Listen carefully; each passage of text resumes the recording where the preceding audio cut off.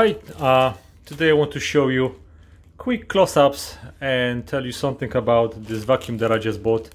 This is Bissell Zing 2156. First thing that I want to tell you is that this is a really not a good quality vacuum. The reason I bought this vacuum is because my Kenmore vacuum that I've had for almost past 20 years just started to smoke from the motor, so it's time to replace it. And I bought this one hoping that it's gonna be a good purchase. Unfortunately, I don't think it's a good quality product.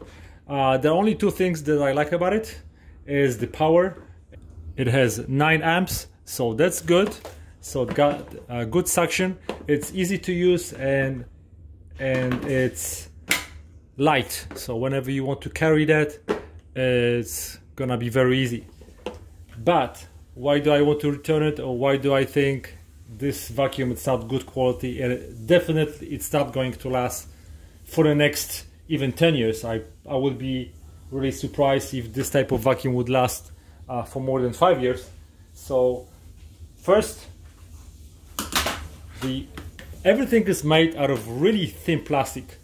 If you want to have good quality product, you know, the hoses should be a little bit more thicker. Look at this. I can easily bend it like this. So with a couple of kinks, couple of bends, this vacuum, this hose is going to be broken and you will have to replace it. Another thing that is totally ridiculous. So you have 2 pieces of this wand. Look at this. This is so thin, you can bend it with your fingers. Something like this should be really made out of, at least this piece should be made out of a little bit thicker material. And this is so thin that I can bend this like that. So if you're gonna push a little bit, see this? It's not supposed to, and I'm not really putting a lot of pressure. So this is junk that's gonna get broken or bent very easily. Number 3 on my list. This attachment is not good at all. As a matter of fact, I just used this vacuum for 5 minutes, and this part or whatever is here, probably this piece of plastic, has already scratched my floors. If you have a tiles, you're not gonna have this problem. But what the problem is, look at this.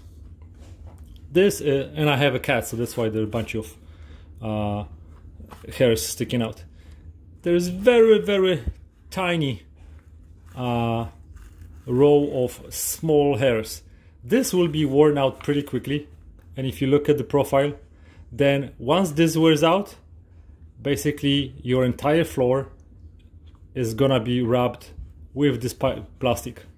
So even though you're gonna change it to the higher setting, then you have piece of rubber and this very small row of hairs that sooner or later is gonna be worn out pretty fast, especially if you're gonna use it on the carpet. So this piece of plastic is gonna be exposed, and that's what's going to be rolling on your floor.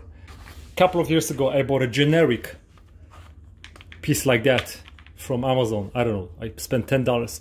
Look at the difference. A lot of hairs on both sides, and I can still see a little bit wear. I've been using for at least 5 years. And you have some wheels. This works 10 times better. And look at the area of the suction. Right here, you have a little tiny thing over here. And I don't know what this channel is doing, but this is just ridiculous. This vacuum comes with 2 attachments. I haven't even tried it. Another good thing about it is that you can easily rotate this, and then you can wash this filter. Well,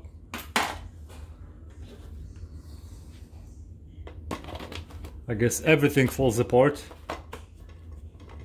and as you can see, that's not a really good quality. Oh, Lux, okay. And then you have another filter in the back for the exhaust, which is washable. This is just a sponge. So like I said, I'm going to be returning this, and I've already found a better vacuum that I'm going to buy from Sears. It's gonna be Kenmore again. Thanks for watching. Goodbye.